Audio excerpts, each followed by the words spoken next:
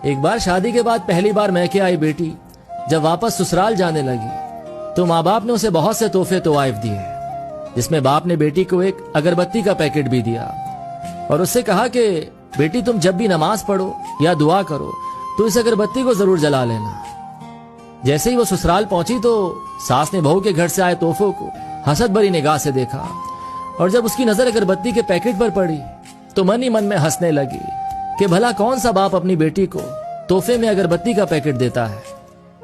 सुबह जब बेटी नमाज के लिए उठी तो उसने बाप के दिए हुए अगरबत्ती के पैकेट को खोला तो उसमें से एक चिट्ठी भी निकली जिसमें लिखा था कि बिटिया, ये अगरबत्ती खुद तो जलती है लेकिन अपनी महक से पूरे घर को महका देती है। हो सकता है तुम कभी अपने शौहर से रूठ जाओ या किसी बात पर सास ससुर से नाराज हो जाओ, देवर या ननन की कोई बात तुम्हें बुरी लग जाए तो तुम मेरी दी हुई इस नसीहत को याद रखना, इस अगरबत्ती की तरह जलना।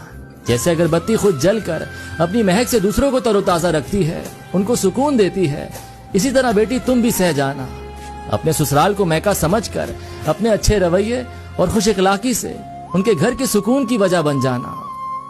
ये पढ़कर बेटी फूट फूट कर रोने लगी तो उसका शौहर और सास ससुर भी वहां पहुंच गए और पूछने लगे कि क्या हुआ। तो बहू ने वो चिट्ठी अपने शौहर को दे दी। जब शौहर ने चिट्ठी को पढ़ा तो सबकी आंखों में आंसू आ गए।